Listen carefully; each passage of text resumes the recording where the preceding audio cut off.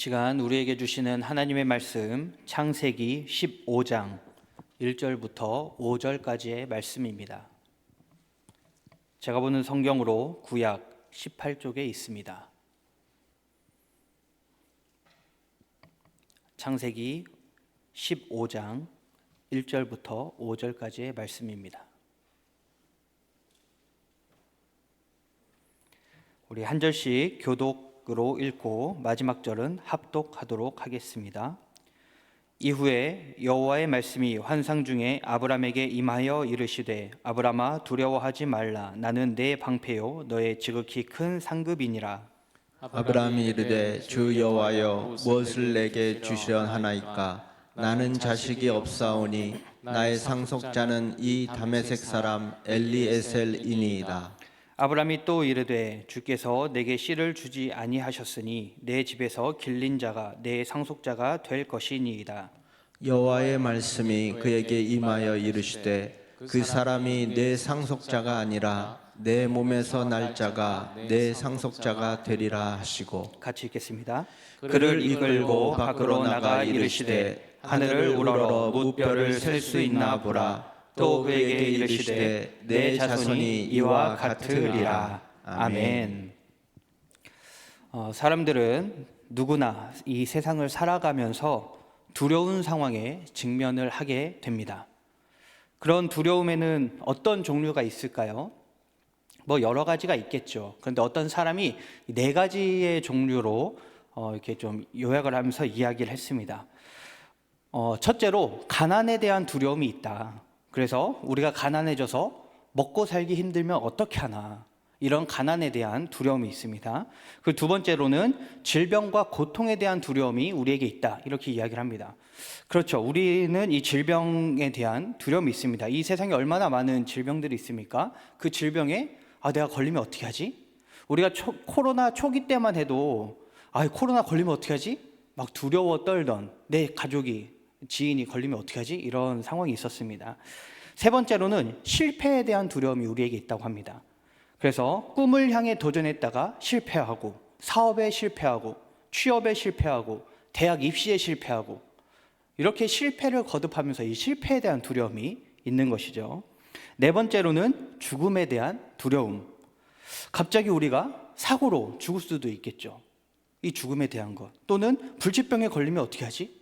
이렇게 되면 남은 가족, 남은 내 자녀들은 어떻게 하지? 이런 죽음에 대한 두려움이 있다고 합니다. 우리 성도님들은 어떤가요? 이 네 가지에 속한 두려움들이 있으신가요? 이거 외에도 있을 수도 있겠죠. 근데 어쨌든 우리가 이 두려움을 언제든지 가질 수 있다는 것이죠. 그리고 지금 이 불안함과 두려움 가운데 처한 분이 계실 수도 있고, 그리고 현재 이 두려움을 이겨나고 극복하고 난 이후에 지금은 하나님이 주시는 평안을 누리는 분도 아마 계실 수도 있을 것입니다. 그러나 어쨌든지 간에 우리가 이 세상을 살아가는 날 동안에는 우리는 이 두려움을 날마다 마주보며 살아갈 수밖에 없는 존재입니다. 끊임없이 두려움은 우리에게 다가오고 있는 것이죠. 그렇다면 이 두려움에서 완전히 해방되고 두려움을 느끼지 않고 살아갈 수 있는 방법은 없을까요? 물론 그런 방법은 완전히 있진 않겠지만 그래도 그런 방법이 있으면 참 좋지 않을까 싶습니다. 자, 오늘 말씀을 보면 우리와 똑같이 두려움을 느끼고 두려운 상황 가운데 처한 사람이 한 명 나옵니다. 누구입니까? 바로 믿음의 조상이라 불리는 아브람입니다. 아브람. 우리 1절을 다 함께 읽어보도록 하겠습니다. 1절입니다. 이후에 여호와의 말씀이 환상 중에 아브람에게 임하여 이르시되 아브람아 두려워하지 말라. 나는 내 방패요 너의 지극히 큰 상급이니라. 아멘.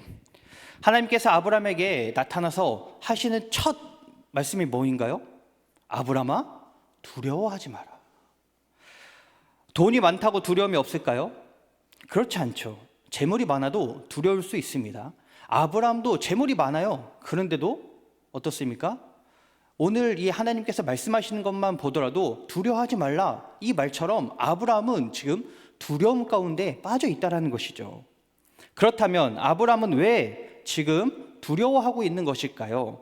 어떤 학자들은 이렇게 이야기합니다. 지금 하나님의 말씀이 아브라함에게 지금 임하고 있으니까 그 하나님을 대면하니 얼마나 그 마음에 두려움이 있겠는가. 하나님을 대면하는 그 두려움, 하나님을 향한 이 경외감, 그런 경외감으로 인한 두려움이다, 이렇게 이야기를 하는 학자들이 있습니다. 또 다른 학자들은 지금 아브라함이 두려워하고 있는 이유가 15장 1절 우리가 읽은 이 처음에 시작하는 단어 이후에라고 하는 이 단어로 인해서, 그러니까 이후에라는 거는 그 이전에 무언가 있다는 것이죠. 그러니까 이전의 상황으로 인해서 지금 두려워하고 있다, 이렇게 이야기를 하고 있습니다.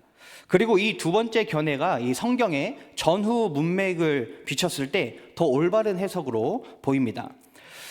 이후에라고 하는 것은 이 전 상황을 이어주는 것이죠. 그럼 이 전 상황 14장을 봐야 되겠죠. 14장에 어떠한 내용이 있었느냐, 이거를 봐야 됩니다. 어떤 내용이 있었냐면, 어떤 일이 있었냐면, 가나안 땅이 있고 그 가나안 땅에 여러 나라들이 이렇게 모여서 살지 않겠습니까? 그런데 북쪽에 있는 4개의 나라가 연합을 해서 연합군을 만듭니다. 그리고 이 밑에 쪽에 있는 그 소돔 왕을 비롯한 5개의 나라가 또 연합을 해요. 그리고 이 둘이 전쟁을 하는 상황이 나타납니다. 그런데 왜 이렇게 됐냐면, 왜 이 북부 연합군이 만들어지게 됐냐면, 소돔 왕을 비롯한 5나라들이 북쪽에 있었던 엘람 왕 그돌라오메를 이렇게 섬겼어요. 그러니까 조공을 바치면서 약 12년 동안을 막 섬겼습니다. 우리 좀 잘 좀 봐주십시오 하면서 조공도 바치고 이렇게 하면서 막 했죠. 근데 이게 너무 힘들어 이제. 도저히 이렇게 못 살겠어. 그래서 그렇게 조공 바치면서 그렇게 힘들게 살았던 5 왕들이, 야, 이제 이거 아니잖아, 우리 그래도 군대 좀 강해지고 군인들도 많아지고 했으니까 이참에 한번 치자, 이렇게 하면서 모인 거죠. 근데 이 사실을 그돌라오멜 왕이 알았어요.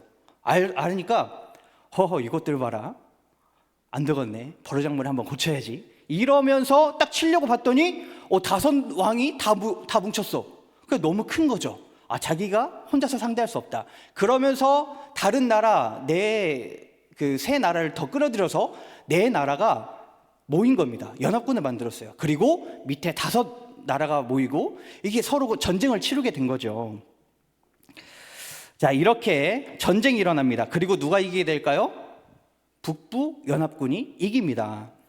그러면서 소돔을 비롯한 이 5나라가 패배하고 그 5나라에 있던 수많은 사람들이 포로로 끌려가고 그들이 가지고 있는 재물도 다 전리품으로 북부 연합군에게 가게 되는 거죠.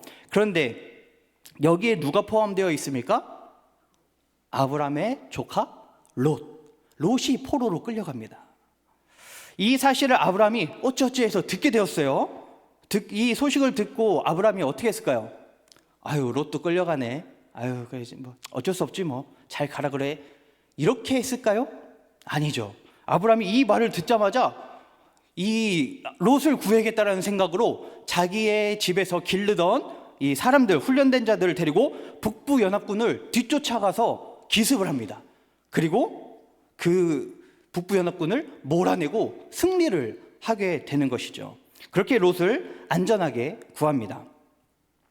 자, 여기까지만 보면 아브라함이 뭐 두려워할 이유가 있는가, 이렇게 생각을 할 수 있습니다. 왜요?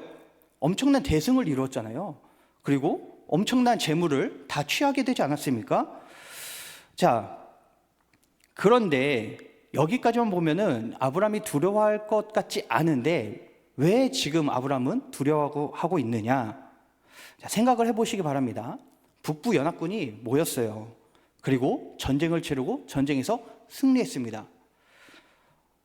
그런데 웬 이상한 부족이 갑자기 나타나가지고 자기들을 기습해서 쳐가지고 도망갔어. 그런데 자기들이 5 왕국에서 가져온 포로와 수많은 재물들 다 자기들 거였는데 이제 누구 게 돼요? 아브라함 게 되죠. 아브라함 거입니다. 그런데 자기들을 기습한 인원이 몇 명입니까? 318명. 기도 안 차죠. 아니, 북부 연합군이 모였는데 전쟁 치르려고 하는데 뭐 한 1, 200명 모였겠습니까? 아니죠. 못해도 수만 명, 수십만 명이 모여서 전쟁을 치르지 않았을까요? 비록 전쟁을 치르면서 사상자가 많았을지라도 318명 가지고 게임이 안 되는 거죠, 사실. 그런데 그 318명에 밀려서 도망을 쳤다. 여기에서부터 이미 수치와 이 패배감에 대한 이 분노. 그러면 이 북부 연합군의 시선이 누구에게로 향할까요? 아브라함에게 향하지 않겠습니까? 아니 318명 가지고 우리를? 안 되겠어. 다시 재정비해가지고 되쳐야겠어. 여러분들이 북부 연합군이라면 어떻게 하시겠습니까? 저는 당장 가서 칩니다. 기껏해야 318명인데 정비할 시간도 없다. 당장 가자. 바로 가서 칠 겁니다. 그러니까 지금 아브라함이 두려운 거예요. 아니 롯이 지금 포로로 끌려간다고 했을 때는 정신없으니까 어떻게든 구해야 되니까 막 가서 쳤어. 치고 나니까 지금 현실이 보이는 거야. 아니 이거 어떻게 하지? 야, 이 북부 연합군이 다시 재정비해서 쳐들으면 어떻게 하지? 나를 보호해줄 주변 상황, 주변 나라들은 이제 없는데 어떻게 하지? 이 목숨이 이제 왔다 갔다 하는 거죠. 이제 꼼짝없이 죽은 목숨이다. 이렇게 생각을 하고 있습니다. 자기가 처한 현실, 상황을 보니까 암울한 거죠. 도저히 이 상황에서 벗어날 수가 없는 방법이 보이지 않는 것입니다. 해결책이 안 보여요. 그렇게 두려워하고 있는 아브라함에게 오늘 하나님이 나타나서 말씀하시는 겁니다. 아브라함아, 두려워하지 마. 이것이 얼마나 큰 위로의 말씀입니까? 다른 누구도 아닌 하나님이 직접 나타나서 말씀하시니 두려워하지 마라. 두려움을 버려라. 두려워할 필요가 없다. 우리도 이 세상을 살아가면서 아브라함과 같은 상황에 처할 때가 많이 있습니다. 낙심되고 좌절하고 실패하고 절망하고 사방을 둘러보아도 돌파구가 전혀 보이지 않는 그런 상황들, 두려움에 떨 때가 우리에게 있습니다. 그렇지 않습니까? 사소한 예로도 시험을 앞둔 학생들이나 취업을 준비하는 사람들 얼마나 두렵겠습니까? 사업을 하는 사람들도 얼마나 불안하고 리스크를 안고 가면서 얼마나 두려울까요? 우리의 일터와 가정도 평안하기만 하면 좋겠지만 언제 어디에서 어떤 일들이 터질지 모르는 우리의 삶이지 않습니까? 더 나아가 이 세상을 바라볼 때에 막연한 두려움이 있지 않습니까? 이 세상 어떻게 살아가지? 어떻게 이렇게 살아갈까? 어떻게 이 삶을 개척해 나아가지? 지금 그런 두려움 가운데 빠진 우리에게 하나님께서 말씀하십니다. 두려워하지 마라. 그런데 하나님이 두려워하지 말라고 이 말만 하고 끝냈으면 조금 뭔가 좀 아쉬웠을 것 같아요. 무슨 말이냐면 예를 들어서 제 딸이 친구에게 뭐 한 대 맞고 왔다고 칩시다. 그런데 저한테 이야기해요. 누가 나 이렇게 때렸어. 나 이렇게 아파. 이렇게 이야기했을 때 제가 어떻게 할까요? 아유, 아팠어, 지아야. 아유, 어디 봐봐. 아유, 멍들었네. 지금 뭐 많이 아파? 아유, 괜찮아. 이 정도 하니까 괜찮아. 됐어. 이렇게 하고 끝났으면 제 딸이 어땠을까요? 뭔가 위로는 받긴 하겠지만 뭔가 시원하진 않을 것 같아요. 이렇게 위로하고 끝났으면 좀 아쉽습니다. 제 아내도 똑같습니다. 아내가 밖에서 어떤 이런 일들이 있어서 막 와가지고 집에서 막 저한테 막 이야기합니다. 그럼 저는 그 이야기를 듣고 어떻게 반응을 할까요? 아유, 그랬어? 아유, 그랬구나. 이렇게만 반응하면 어떻게 되죠? 오히려 저에게 막 따다다다 하면서 저에게 화를 내겠죠. 왜 그럴까요? 자기 편 안 들어준다고. 자기 편 들어줘야 되거든요. 뭐야, 걔가 그랬어? 이거 안 되겠구만. 이렇게 뭔가 편을 들어주고 막 해야 되는데 안 하고 그냥 시큰둥하게 그랬냐고 이렇게만 하면 싸움이 납니다. 실제로 제 딸이 어린이집에서 다쳐서 왔어요. 어떻게 다쳤냐면 같은 반 친구가 제 딸을 이렇게 깨물어가지고 딱 집에 왔는데 저희 아내한테 이제 미리 전화로 얘기를 들었죠. 깨물고 왔는데 여기 퉁퉁 붓고 멍들고 막 이렇게 된 거죠. 그러니까 막 건들기만 해도 아프다 어쩌다 하면서 막 이런 상황이었습니다. 그리고 이제 제가 퇴근해서 집에 갔더니 아내와 이게 지아가 있는데 저는 지아가 막 울고불고 그러고 있을 줄 알았더니 TV를 보면서 아주 해맑게 잘 놀고 있더라고요. 그래서 그래도 좀 괜찮은가 보다 이 생각을 했는데 딸이 저를 보더니 막 와가지고 아빠 하면서 여기를 보여주면서 누가 여기를 깨물었는데 아파가지고 이렇게 됐다는 여튼 막 이렇게 닭똥 같은 눈물을 흘리면서 이렇게 이야기를 하는 겁니다. 그걸 들으면서 그리고 그 상황을 보면서 제가 어떻게 했을까요? 위로해 줬죠. 아유 아팠구나 어떻게 하니 어떻게 큰일 났네 아유 많이 아파 이렇게 만져보면서 막 했습니다. 근데 여기서만 하니까 안아주면서 막 이렇게 해줬는데 표정이 이상해요. 표정이 그냥 막 이렇게 하면서 찡그리고 이렇게만 있어요. 그래서 여기서 표정이 이상하니까 한 번 더 나아갔습니다. 이거 그 누가 그랬어 이거 누가 그랬대. 이거 안 되겠구만 그거 아빠가 가서 아주 그냥 걔를 혼꾸정을 내줘야지 안 되겠어. 누구야 그거 혼꾸정 내줘야 되겠어 하니까 애가 갑자기 표정이 밝아지더니 아빠 혼꾸정 내줘 걔. 엄마한테 가더니 엄마 아빠가 걔 혼꾸정 내준대 막 이렇게 이야기하는 거예요. 그냥 위로만 해주는 것을 넘어서서 어떤 확실한 말, 뭔가 자기 편이 확실히 되어주겠다라는 이런 말, 이렇게 보증해주는 말, 아빠가 이렇게 해줄 것이다라고 하는 것, 이렇게 하니까 더 힘이 나는 것이죠. 그리고 더 크게 위로받고 더 힘이 나는 것입니다. 자, 하나님께서도 아브라함에게 이렇게 해주셨어요. 우리 1절 다시 한번 읽어보겠습니다. 우리 1절 같이 읽겠습니다. 이후에 여호와의 말씀이 환상 중에 아브라함에게 임하여 이르시되 아브라함아 두려워하지 말라 나는 내 방패요 너의 지극히 큰 상급이니라. 아멘. 하나님께서 지금 뭐라고 말씀하십니까? 아브라함아 두려워하지 마라 나는 내 방패다.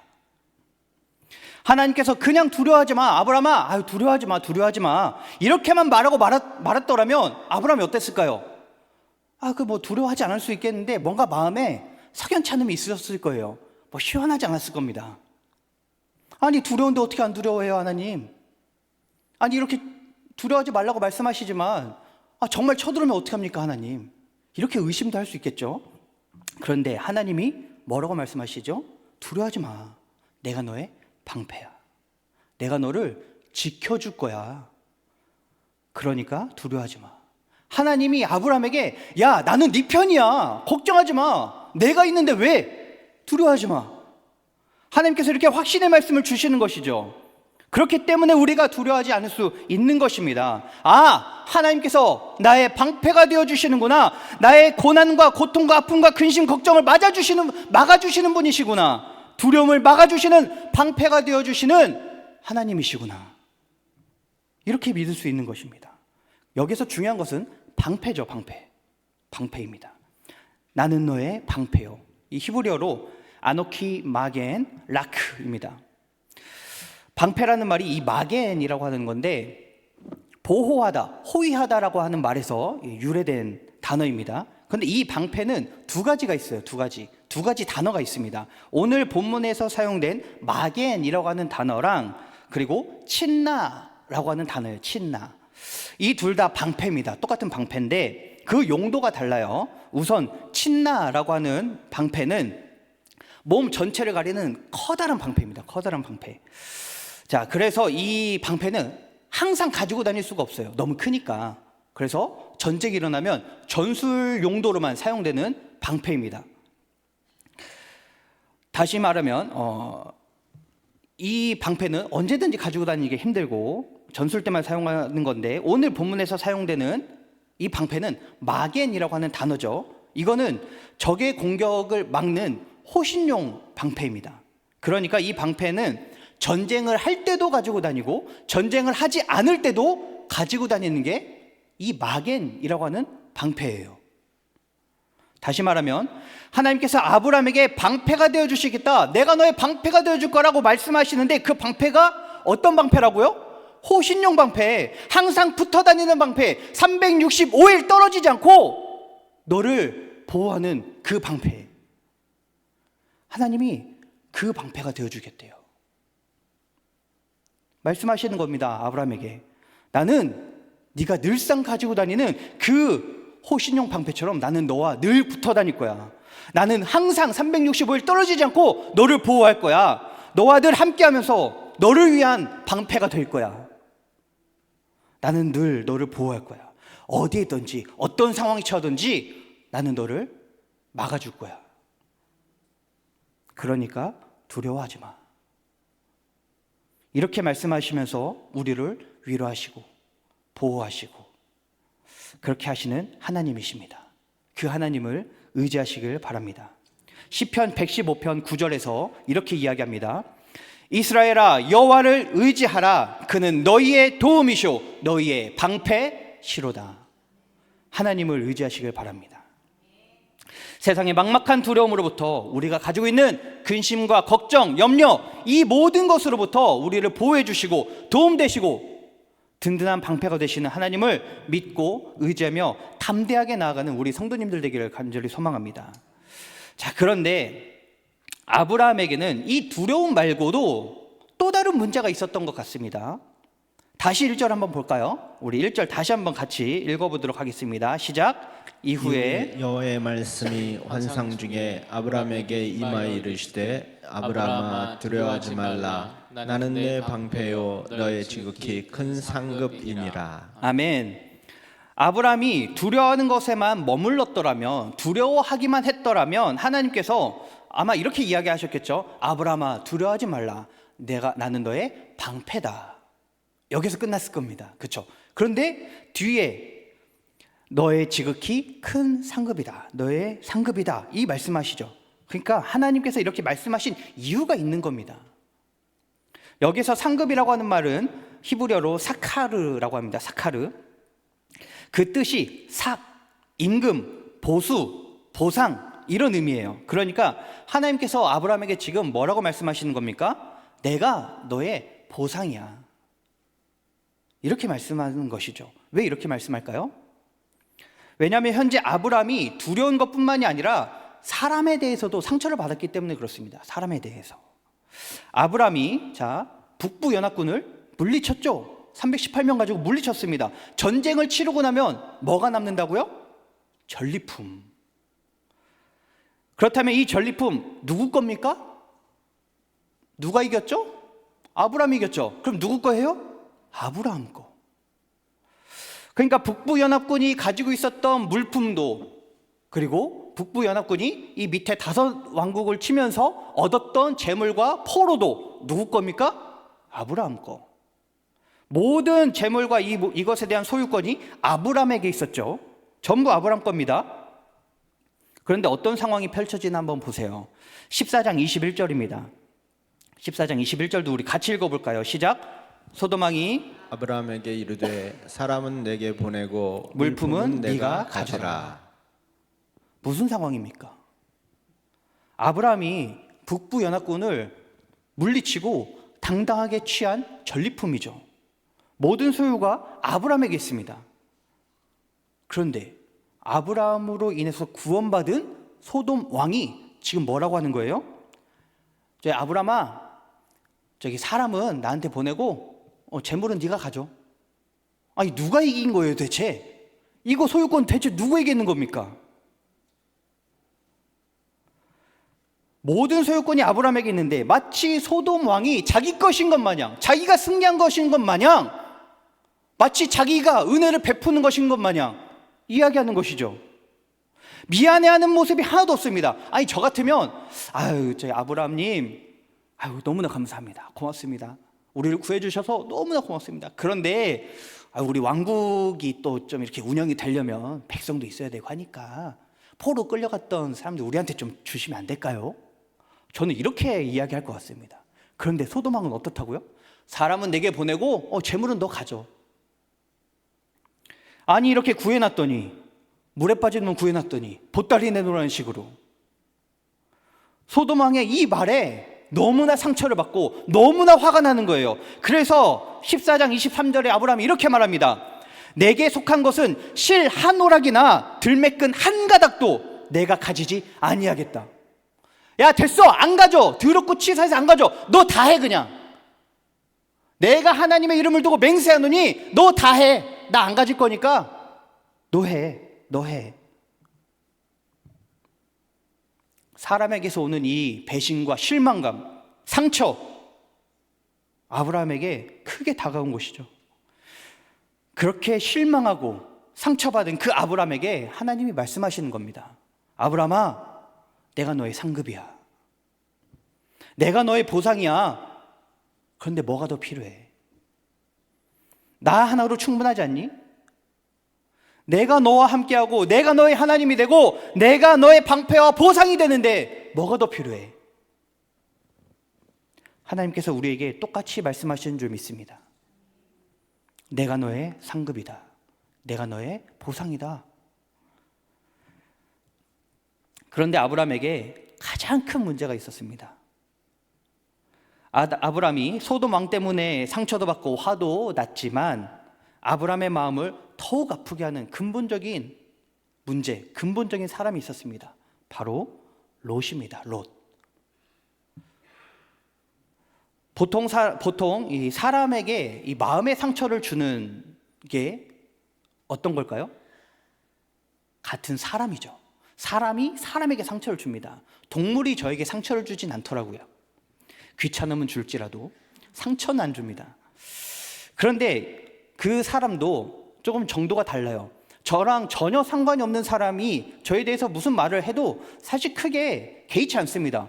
아니 뭐 모르는 사람인데 뭐 한 귀로 듣고 한 귀로 흘리겠죠. 그런데 정작 나에게 상처를 주는 사람은 누구입니까? 가장 친한 사람, 내 아내, 자녀 또는 부모 또는 가장 친한 친구들, 이런 사람들이 저에 대해서 뭔가 한마디 하거나 이야기를 하거나 뭔가 배신하거나 하면 그것이 우리 가슴에는 너무나 큰 상처로 오게 됩니다. 이것이 비수가 되어서 탁 박혀가지고 뽑히지가 않아요. 그런데 아니 아브라함에게 롯이 무슨 상처를 줍니까? 우리는 성경 읽으면서 별로 이런 거 못 느꼈을 거예요. 롯이 무슨 뭐 상처를 줘요? 의아해 하실 수 있습니다. 그런데 상황을 한번 생각해 보세요. 자, 롯이 가나안 북부 연합군에게 포로로 끌려가기 전에 어떤 상황이 있었습니까? 롯이 아브람과 갈라서게 되는 상황, 그리고 소돔으로 들어가는 이 상황이 있었죠. 아브람과 롯의 이 재물이 많아집니다. 근데 이 롯의 재물도 사실 누구로부터 비롯되었을까요? 아브람으로부터 사실 비롯된 게 큽니다. 자, 어쨌든 이 둘의 재물이 많아지니까, 그리고 이 둘의 재물을 관리하는 목자들도 있습니다. 종들이 있는 거죠. 그런데 이 재물이 많아지니까 서로 싸워요. 이 양들은 많아지는데 먹일 풀들은 제한적이야. 그러니까 롯의 목자들과 아브라함의 목자들이 서로 싸우는 겁니다. 아니 우리가 먼저 왔는데 지금 와가지고 왜 뺐냐고. 아니 무슨 소리냐고. 우리 저기 있었던 거 안 보이냐고. 여기서부터 여기까지 우리가 지금 하려고 이미 계획했었다고. 막 하면서 서로 싸우는 거예요. 분쟁이 일어납니다. 그러니까 평화주의자였던 아브라함이 어떻게 합니까?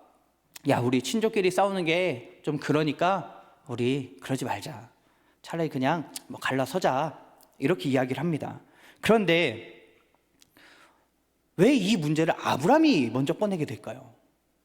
원래 이런 상황에서는 부족장인 아브라함이 먼저 이런 이야기를 꺼내서 해결하는 게 아니라 그 밑에 속해 있는 사람이 이 상황을 알고 이런 상황인데 어떻게 하는 게 더 좋겠습니까? 이게 맞는 거예요. 그런데 롯은 이런 상황에 대해서 아무런 말도 하지 않습니다. 가만히 있어요. 아유 좋아, 그래 뭐 내 재물 많아지고 잘 먹고 잘 살면 좋지.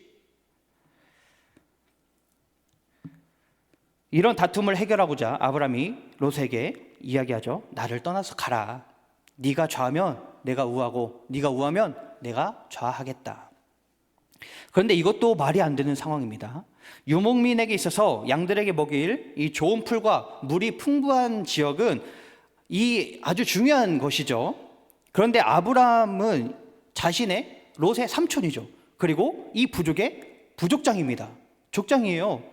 그러면 모든 권한, 결정할 수 있는 권한과 모든 좋은 것들을 먼저 선점할 수 있는 게 누구에게 있습니까? 아브라함에게 있습니다, 사실. 근데 아브라함이 롯에게 이것마저도 양보하는 거죠. 그리고 이렇게 하면 사실 어쩌면 이런 생각도 했을 수도 있어요. 내가 이 정도 하는데 그 롯이 좀 다시 마음 고쳐먹고 나한테 다시 잘 와서 화해하고 잘 이렇게 좀 살자고 하지 않을까? 이런 생각을 하지 않았을까? 이런 생각도 해봅니다. 그런데 이렇게 좋은 뜻으로 먼저 제시한 이 아브라함에게 롯이 어떻게 합니까? 덥석 물어요. 그거를 덥석 물고 아유 그래요? 좋습니다 하면서 자기가 보고 좋은 땅을 자기가 가는 거죠. 얼마나 이게 괘씸할까요 사실. 자, 우리의 가정을 빗대어서 이야기하겠습니다. 자녀가 있어요. 그 자녀가 우리에게 막 여러 가지 문제들로 이렇게 다툼이 있습니다. 근데 우리가 자녀에게 아유 야 됐어 이제 이만큼 네가 성장하고 했으니까 저기 나가서 살아봐. 근데 마음은 어때요? 그렇게 막 쉽게 내보내고 싶겠습니까? 그렇지 않겠죠. 근데 이 자녀가 오케이 콜 하더니 그 나가는데 좀 재물 좀 더 얹어주세요. 내가 그리고 좀 좋은데 더 갈게요 하면서 부모를 떠난다라고 생각을 해보시기 바랍니다. 너무 쿨하게. 저는 좀 마음이 안 좋을 것 같아요. 아브라함이 보인 이런 행동과 모습은 사실 롯이 먼저 보였어야 되는 행동입니다. 어느 주석에서는 이런 롯의 행동을 아주 이기적인 모습이라고 이야기를 하고 있어요. 자, 중요한 것은 아브라함이 롯을 어떠한 존재로 여겼느냐, 이것도 아주 중요해요. 그저 친족 중에 하나, 자기의 조카 정도로만 여겼을까요? 우리는요 지금 아브라함과 롯이 같이 생활하고 있는 것, 이것부터 사실 의문을 가져야 됩니다. 무엇이냐면, 자, 롯은 아브라함 형 하란의 아들입니다. 근데 이 하란이 뭐 병에 걸렸는지 일찍 죽었어요. 그리고 아브라함이 이 롯을 불쌍히 여겨서 키웁니다. 이렇게 키우는 것까지 좋아요. 그리고 어느 정도 성장을 하면 사실 롯도 자기 가문을 이루면서 나가서 살아야 되는 게 맞습니다. 그런데 창세기 12장에서 하나님께서 아브라함을 부르시죠. 뭐라고 부릅니까? 너는 너의 고향과 친척과 아비의 집을 떠나 내가 너에게 지시할 땅으로 가라. 그러면 누가 가야 될까요? 누구가? 아브라함과 사라. 이 둘만 가면 돼요 사실. 안 그렇습니까? 그런데 여기에 누가 꼽사를 낀다고요? 롯. 자, 그 이유가 무엇입니까? 롯이 굳이 같이 갈 이유가 없는데, 그 이유는요, 아브라함은 롯을 그저 친족 중에 하나로 여긴 게 아니라 내 친자식처럼 여긴 거예요. 이때까지 아브라함은 자식이 하나도 없었거든. 전혀 없어. 그런데 형의 아들 이 롯을 어렸을 때부터 걷어서 기르다 보니까 내 친자식과 같은 거예요. 그런데 이 친자식처럼 여긴 롯이 자기는 나는 생각도 하나도 안 해주고 나는 이렇게 내 모든 것을 헌신하면서 품어주고 주고 다 주고 사랑해주고 했는데, 자기 입속만 챙기고 간쓸게 다 빼줬는데, 그런데 롯은 너무나 이기적이고 자기를 친자식처럼 여긴 아브라함을 너무나 가볍게 떠나버립니다. 여기서 오는 상처가 있는 것이죠. 내가 쟤한테 이 정도밖에 안 됐었던 건가? 롯에게 받은 상처가 또 있습니다. 포로로 끌려가는 롯. 아브라함은 이 롯을 아들처럼 여기기 때문에 어떻게 해서든 가서 구합니다. 목숨을 걸고 구해요. 318명 가지고 북부 연합군 수십만 명, 이 싸움이 안 되는 건데 목숨을 걸고 싸웁니다. 그리고 롯을 구한 거죠. 정말 자기 생명을 바쳐서 구합니다. 그런데 롯의 반응이 어떨까요? 롯의 반응은 사실 성경에 나오지 않습니다. 이것도 이상한 거죠.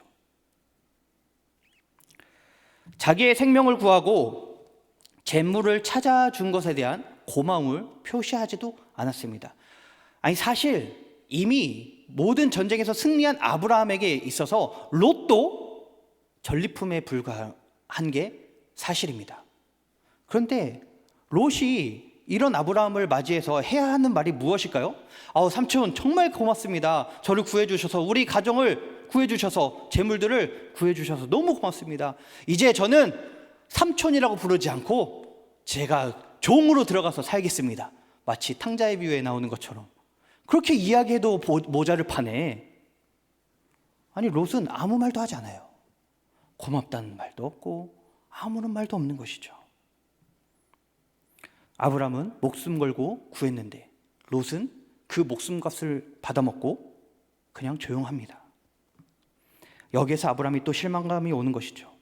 내가 목숨 걸고 구했는데 이게 뭐지? 나는 롯에게 있어서 도대체 뭐지? 나는 이 녀석을 친자식처럼 여기고 이렇게 살았는데, 이렇게 아끼고 사랑하면서 살았는데 나에게 오는 건 도대체 뭐지? 여기에서 오는 회의감, 실망감, 좌절, 절망, 소망이 사라지는 거죠. 그래서 아브람이 오늘 2절에서 이렇게 고백하는 겁니다. 우리 2절도 함께 읽어보겠습니다. 2절 읽겠습니다. 아브람이 이르되 주 여호와여 무엇을 내게 주시려 하나이까? 나는 자식이 없사오니 나의 상속자는 이 다메섹 사람 엘리에셀이니이다. 아브람의 이 고백, 만일 성도님들이 하나님을 만난다면 어떤 말을 하고 싶습니까? 일생일대 기회야. 하나님을 딱 대면했어요. 처음이자 마지막인 기회예요. 하나님께 무슨 말을 하고 싶으세요? 어떤 요구를 하고 싶습니까? 몸이 이렇게 좀 불편한데 하나님 몸 좀 낫게 해주시고, 질병이 이렇게 했는데 질병 좀 낫게 해주시고, 우리 사업이 이렇게 힘든데 사업 좀 회복되게 해주시고, 우리 가정이 이렇게 힘든데 가정 좀 회복해 주시고, 뭐 이런 이야기 할 수도 있을 것 같아요. 저는 한 500만 500도 아니죠, 500억만 땡겨달라고 그렇게 이야기하고 싶습니다. 하나님 500억만요 제발. 자, 아브라함도 지금 일생일대의 순간이에요. 그런 순간에 아브라함이 고작 하는 말이 뭐라고요? 하나님, 저는 자식이 없어요. 저에게 있는 이 다메섹 사람 엘리에셀이 제 후사입니다. 아니, 하나님 만나서 한다는 소리가 자식 없다고. 왜요? 왜 이런 말을 한다고요? 롯에게 너무 실망해서. 처음 하나님이 자기를 부를 때 무엇이라고 말합니까? 12장에서 내가 너로 큰 민족을 이루겠다, 이렇게 약속하시지 않았습니까?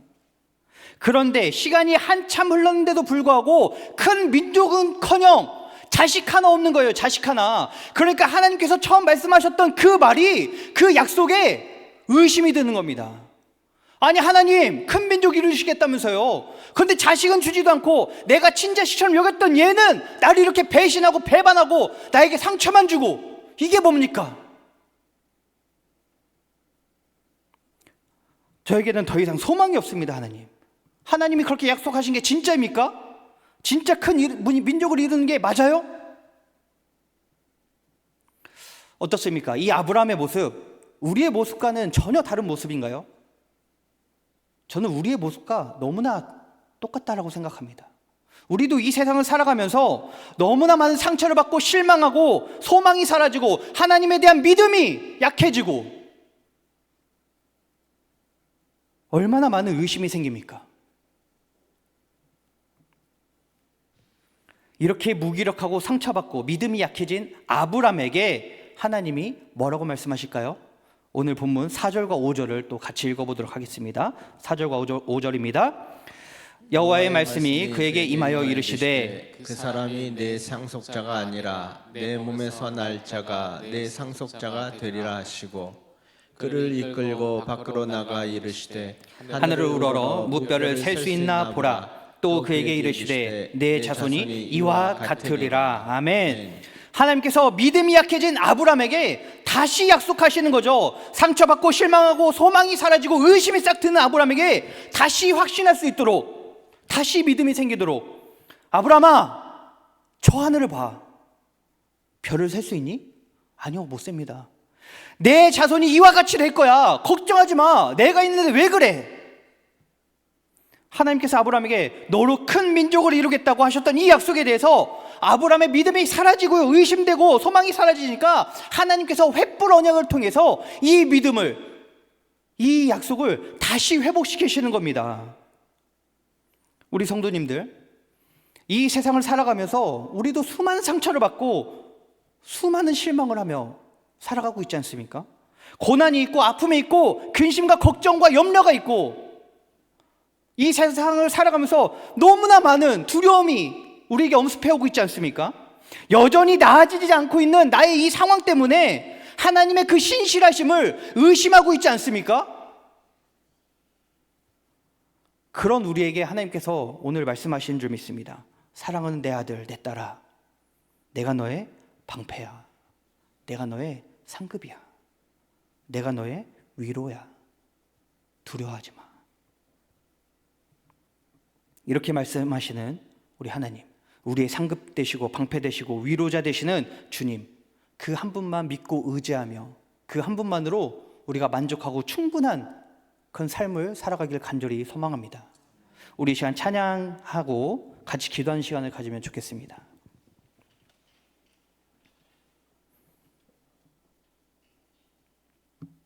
우리 충만이라는 찬양 함께 같이 찬양하도록 하겠습니다.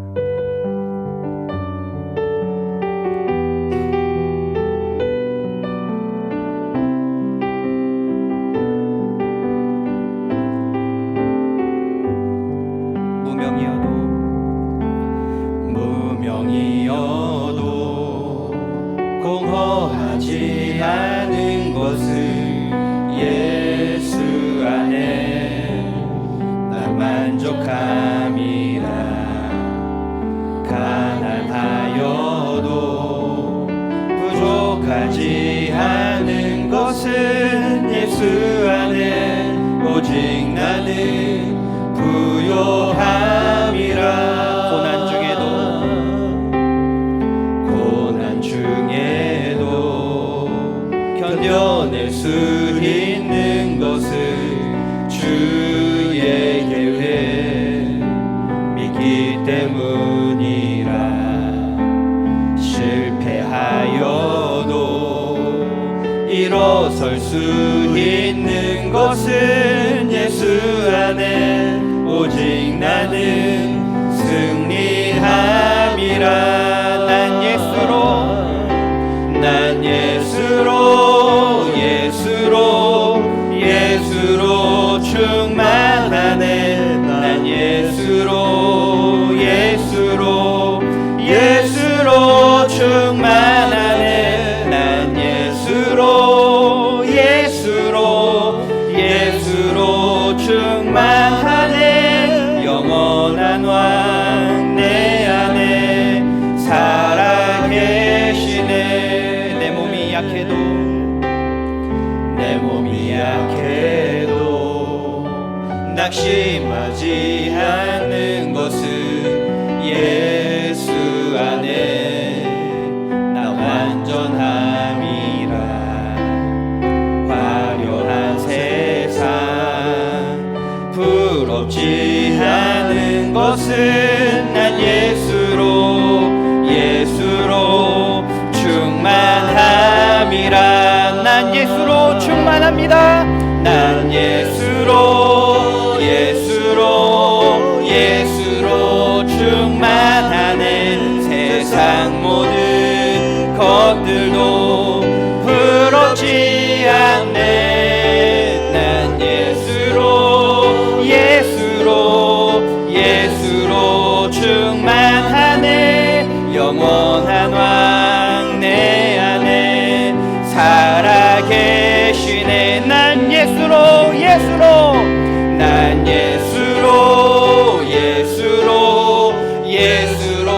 충만하네. 세상 모든 풍파도 두렵지 않네. 난 예수로 충만하네. 영원한 왕 내 안에 살아계. 난 예수로 충만합니다. 난 예수로 충만하네. 세상 모든 풍파도 두렵지 않네. 난 예수로 충만하네. 영원한 왕 내 안에 살아계. 우리 한 번 더 고백합니다. 난 예수로 충만합니다. 난 예수로 충만하네. 세상 모든 풍파도 두렵지 않네. 난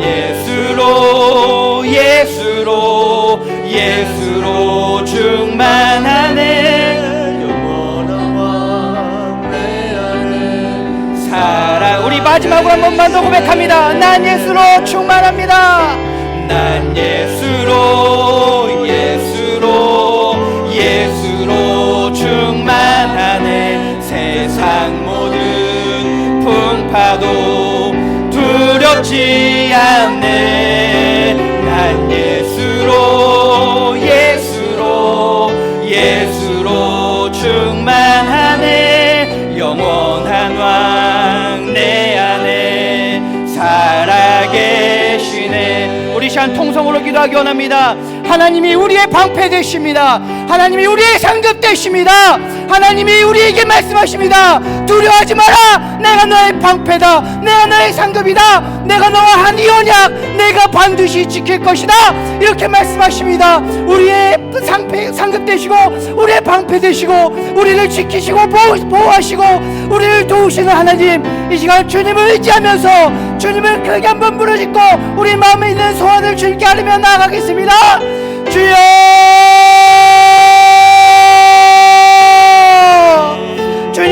주님만이 우리의 모든 것 되심을 고백합니다. 주님, 예수님 한 분만으로 만족하며 살아가기를 간절히 소망하오니 주님, 우리 안에 있는 수많은 두려움들, 우리 안에 있는 이 상처와 이 아픔과 근심과 걱정들 주님께 아뢰며 나아갈 수 있도록 주님 믿음을 더하여 주시옵소서.